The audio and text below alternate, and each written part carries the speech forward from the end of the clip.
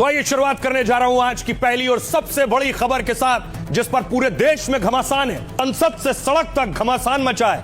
लाठियां चल रही हैं कांग्रेस और बीजेपी के दरमियान। ये देखिए, बिहार की राजधानी पटना में आज लठमार हो गया बीजेपी और कांग्रेस आमने सामने। और सिर्फ लाठी नहीं, पत्थर चलने लगे। लाठी के बाद एक दूसरे पर पत्थरबाजी शुरू हो गई। देख रहे हैं, एक तरफ से बीजेपी वाले पत्थर चला रहे हैं, दूसरी तरफ से कांग्रेस कार्यकर्ता पत्थर चला रहे हैं। और इस पत्थरबाजी में देखिए क्या हुआ, सिर फूट गए, खून निकल आया, किसी का माथा फूट गया, किसी के हाथ में चोट लगी। कांग्रेसी मारा है, कपाट फोड़ दिया। अब लोग एक कांग्रेसी मारा है, ये सब कांग्रेसी मारा है। पत्थर में आपने देखा किस किस को चोट लगी और गाड़ियों का हाल देखिए। आसपास जो गाड़ी खड़ी थी, किसी का बम्पर निकल गया है, किसी के कांच के शीशे गाड़ी के टूट गए, आगे का शीशा, पीछे का शीशा, ये हाल हुआ गाड़ियों का। अब देखिए, आपको लिए चलता हूं रायपुर, छत्तीसगढ़ की तस्वीर देखिए। बीजेपी का कार्यकर्ता प्रदर्शन कर रहे थे, वाटर कैनन, पानी की बौछार हुई। तो रायपुर में बीजेपी के अलावा कांग्रेस के कार्यकर्ता भी सड़कों पर थे, पुतला जला रहे थे कांग्रेस कार्यकर्ता। अब आपको लिए चलता हूं यूपी, लखनऊ में देखिए, लखनऊ में भी बीजेपी कार्यकर्ता सड़कों पर उतरे थे, प्रदर्शन कर रहे थे, कांग्रेस के खिलाफ प्रोटेस्ट था। लखनऊ में ही दूसरी तरफ विपक्षी दल के कार्यकर्ता जो प्रदर्शन कर रहे थे, पुलिस ने एक को भरा, डिटेन किया। बीजेपी ने आज देशव्यापी प्रदर्शन का आह्वान किया था। आंध्र प्रदेश में भी देखिए, वहां भी बीजेपी के कार्यकर्ता प्रदर्शन कर रहे थे। विजयवाड़ा से तस्वीर सामने आई। तो बीजेपी इस मुद्दे पर जहां बचाव की मुद्रा में थी, आज आक्रामक रुख अख्तियार कर लिया था। देखिए कहां कहां प्रदर्शन हुआ। कांग्रेस के खिलाफ बीजेपी का प्रदर्शन लखनऊ में हुआ, पटना में हुआ, भोपाल में बीजेपी कार्यकर्ता उतरे थे, कोलकाता में, अहमदाबाद में, हैदराबाद में, चंडीगढ़ में, बेंगलुरु में भी सड़कों पर थे। लेकिन इसके अलावा एक और जगह प्रदर्शन कर रहे थे, वो प्रदर्शन था आर्थिक राजधानी मुंबई में। बीजेपी कार्यकर्ता मुंबई में भी सड़कों पर बैठे थे। बीजेपी की तैयारी है कि कहीं भी किसी भी कीमत पर एक कदम पीछे नहीं दिखना है। एक और तस्वीर देखिए, दूसरी तरफ बीजेपी के खिलाफ कांग्रेस मुंबई में प्रोटेस्ट कर रही है। अब देखिए शहर शहर क्या हुआ। सबसे पहले आपको तस्वीर दिखाता हूं बिहार की। पटना में आज बीजेपी कांग्रेस में सबसे बड़ी टक्कर हुई, क्योंकि बीजेपी का कांग्रेस दफ्तर तक यह मार्च होना था। और इस बीच बीजेपी कांग्रेस के कार्यकर्ताओं में मारपीट शुरू हो गई। आक्रोशित कार्यकर्ताओं ने कई वाहनों के शीशे तोड़ डाले। हंगामे और मारपीट के दौरान लाठी, डंडे और पत्थर भी चले। दोनों पार्टियों के कार्यकर्ताओं की लाठी लेकर झड़प हुई। बवाल में कुछ लोगों को चोटें आई हैं, तो कई के सिर फट गए। यूपी देखिए, लखनऊ में बीजेपी ने कांग्रेस ऑफिस तक रैली निकाली। प्रदेश अध्यक्ष पंकज चौधरी के नेतृत्व में कार्यकर्ता जमा हुए। वीआईपी गेस्ट हाउस से मार्च शुरू कर जोरदार नारेबाजी हुई। राहुल गांधी के खिलाफ पोस्टर लेकर कांग्रेस दफ्तर पहुंचे। मध्य प्रदेश की तस्वीर है, भोपाल में प्रदेश अध्यक्ष समेत कई नेताओं ने प्रदर्शन किया। नारेबाजी करते हुए कांग्रेस दफ्तर की ओर कूच किया। हालांकि पुलिस ने रास्ते में बैरिकेडिंग कर सबको रोका था। आंध्र प्रदेश में विजयवाड़ा में बीजेपी कार्यकर्ता सड़कों पर उतरे। जब वो कांग्रेस दफ्तर की ओर मार्च कर रहे थे, तभी कांग्रेस कार्यकर्ताओं के साथ उनकी भी झड़प हो गई। तेलंगाना में यहां कांग्रेस कार्यकर्ता चलो लोक भवन रैली निकाल रहे थे, तभी बीजेपी ने कांग्रेस मुख्यालय की ओर मार्च शुरू किया। और इसी दौरान हैदराबाद में दोनों के कार्यकर्ताओं में झड़प हुई।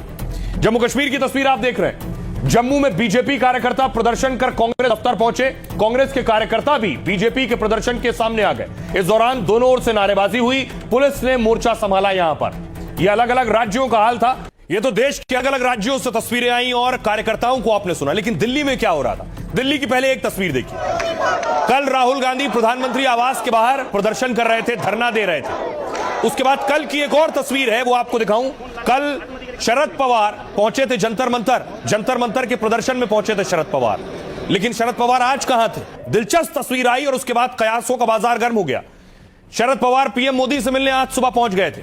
प्रधानमंत्री ने उनका हाथ पकड़ा और अंदर लेकर आए और उसके बाद कुर्सी पर बैठकर दोनों में बात हुई। और उसके बाद सवाल उठने लगे कि आखिर पीएम मोदी से शरद पवार क्यों मिलने गए।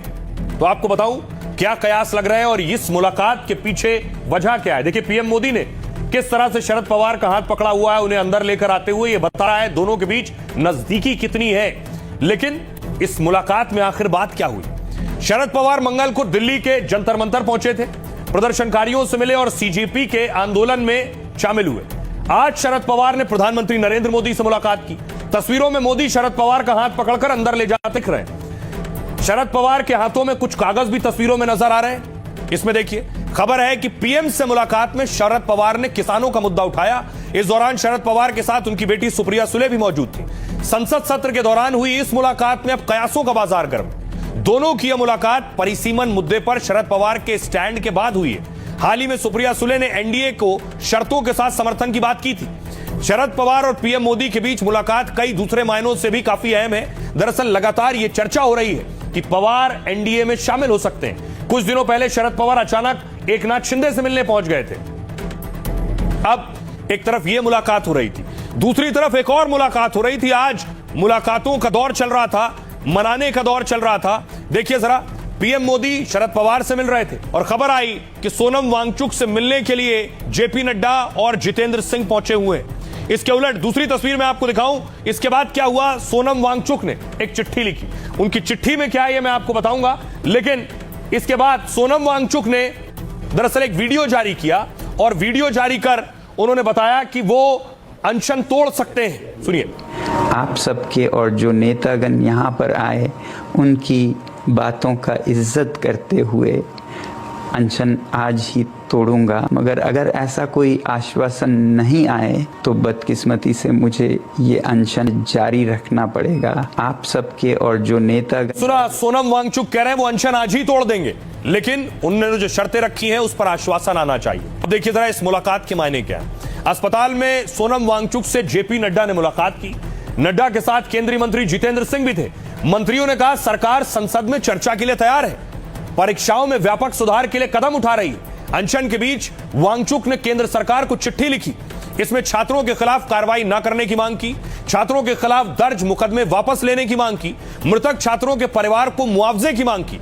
अगर सरकार आश्वासन देती है तो अनशन खत्म करने को तैयार है। सोनम वांगचुक 24 दिनों से पेपर लीक के मुद्दे पर अनशन पर है। दिल्ली पुलिस ने उन्हें सफदरजंग अस्पताल में भर्ती कराया। कोर्ट के आदेश के बाद उन्हें मेदांता शिफ्ट किया गया। रिपोर्ट के मुताबिक सोनम वांगचुक के शरीर में खून की कमी है। विपक्षी दलों ने भी वांगचुक से उपवास खत्म करने की अपील की। करीब 50 सांसदों के हस्ताक्षर वाली चिट्ठी उन्हें भेजी गई है। इधर कॉकरोच जनता पार्टी से सरकार बातचीत को तैयार है। जेपी नड्डा ने उनसे भी मुलाकात की थी, लेकिन आज बातचीत की पेशकश ठुकरा दी गई। बातचीत के लिए किसी के घर या दफ्तर नहीं जाएंगे। अगर सरकार बातचीत करना चाहती है तो जंतर मंतर आए या उसके पास किसी जगह पर बैठक की मांग की है। आइए अब सुनवाता हूं, सुनिए जरा। बड़ा बयान है, सोनम वांगचुक क्या कह रहे हैं और उनकी पत्नी क्या कह रही है। सरकार से विनती करता हूं कि वो और ऐसे ताकत बल का प्रयोग न करें बच्चों पर, और दूसरी बात उन पर आरोप और एफआईआर जिससे कि उन्हें सताया जा सके जेल या पुलिस द्वारा, ये न करने की मुझे आश्वासन चाहिए। और वो आश्वासन अगर जल्द मिल जाए तो मैं आप सबके और जो नेतागण यहाँ पर आए उनकी बातों का इज्जत करते हुए अनशन आज ही तोड़ूंगा, मगर अगर ऐसा कोई आश्वासन नहीं आए तो बदकिस्मती से मुझे ये अनशन जारी रखना पड़ेगा। ये सारे एमपीज के साइंस हैं जो सोनम को दरख्वास्त कर रहे हैं कि आप अपना फास्ट तोड़ो। तो गवर्नमेंट अगर मिलने नहीं दे रही है, वो क्या चाहती है कि सोनम फास्ट ना तोड़े। जो प्रोटेस्टर्स थे उन प्रोटेस्टर्स के ऊपर कोई भी गलत चीज नहीं की जाएगी, ना लीगली, ना फिजिकली, ना एफआईआर, ना कुछ भी। और सोनम ने ये डिसाइड किया है कि ये एमपीज के अश्योरेंस और लेटर के बाद वो अपना फास्ट तोड़ेंगे, लेकिन उसके साथ साथ उनको ये भी अश्योरेंस चाहिए from the government of India. देखिए